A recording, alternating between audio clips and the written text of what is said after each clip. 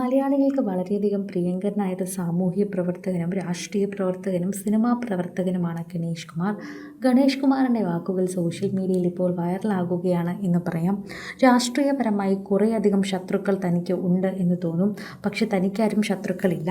സുരേഷ് ഗോപിയും താനുമായി വേറെ വേറെ രാഷ്ട്രീയത്തിലാണ് നിൽക്കുന്നതെങ്കിലും അദ്ദേഹത്തിനെതിരെ എനിക്ക് സംസാരിക്കാൻ യാതൊരു അർഹതയുമില്ല എന്നറിഞ്ഞിട്ടും രാഷ്ട്രീയത്തിൻ്റെ പേരിലാണ് ഞാൻ പലപ്പോഴും അദ്ദേഹവുമായി ഉടക്കിയിട്ടുള്ളതെന്ന് ഗണേഷ് പറയുന്ന ഒരു അഭിമുഖമാണ് വൈറലാകുന്നത്.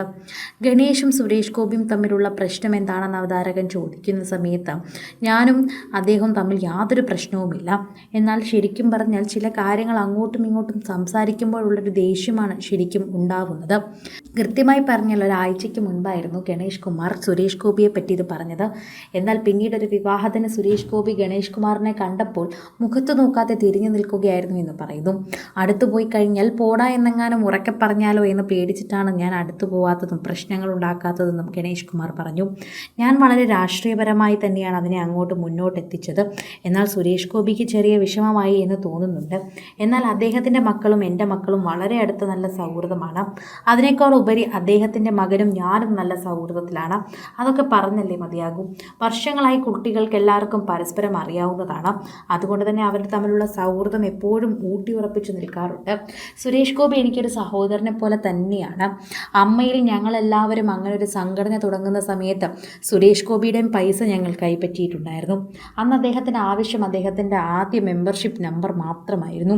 അങ്ങനെയൊക്കെ ഒരുപാട് ഉപയോഗം ചെയ്തിട്ടുള്ളൊരു വ്യക്തിയാണ് സുരേഷ് ഗോപി എന്ന് എടുത്തു പറയുന്നുണ്ട്. എന്നാൽ ചെറിയ ദേഷ്യമുണ്ട് അദ്ദേഹത്തിന്. അതുമാത്രമാണ് അദ്ദേഹത്തിൽ ഞാൻ കാണുന്നൊരു പ്രശ്നമായി പറയുന്നത്. സോഷ്യൽ മീഡിയയിൽ തന്നെ എല്ലാവരും ഈ വാർത്തയെക്കുറിച്ച് പ്രതികരിക്കുകയും ചെയ്യുന്നുണ്ട്. എല്ലാവരും ഈ വാർത്തയെക്കുറിച്ച് പറയുകയും ചെയ്യുന്നുണ്ട്.